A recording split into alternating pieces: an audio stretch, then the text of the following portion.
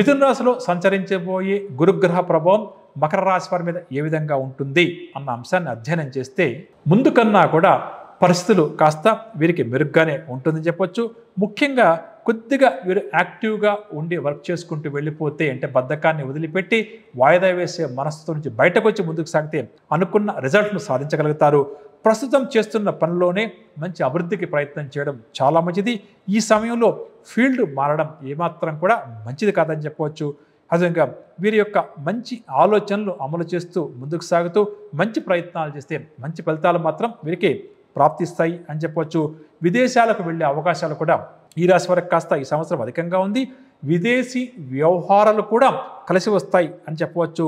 ముఖ్యంగా సంఘంలో పెద్దవారితో పరిచయాలు కూడా ఏర్పడే అవకాశం ఉంది. ఖర్చులను కూడా ఈ సంవత్సరం వీరు కాస్త నియంత్రించగలుగుతారు.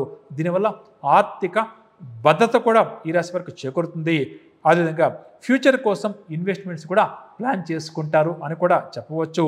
అదేవిధంగా ఇంతవరకు వివాహం చేసుకోవడానికి ఎవరైతే నిరాకరిస్తూ వస్తారో అటువంటి అవివాహితులు వివాహానికి అంగీకారానికి కూడా తెలుపుతారు.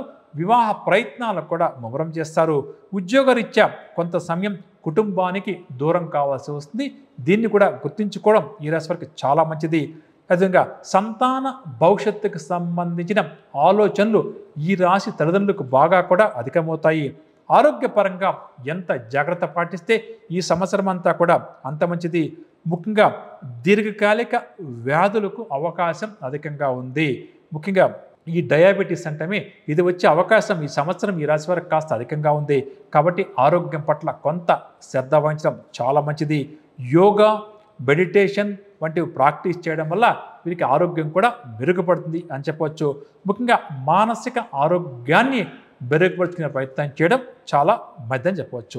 పరిహార విషయానికి వస్తే ప్రతి గురువారం కూడా ఈ సంవత్సర కాలం పాటు ఉపవాసం ఉంటూ ముందుకు సాగడం చాలా మంచిది. అదేవిధంగా పసుపు రంగు ఆహార పదార్థాలను ఎక్కువగా తీసుకోవడం, దాంతోపాటుగా పసుపు రంగు ఆహార పదార్థాలను వీరు అప్పుడప్పుడుగా దానం ఇస్తూ ఉండడం మంచిది. దీంతో పాటుగా విష్ణు సహస్రనామ స్తోత్ర పారాయణం కూడా చాలా మంచిదని చెప్పవచ్చు.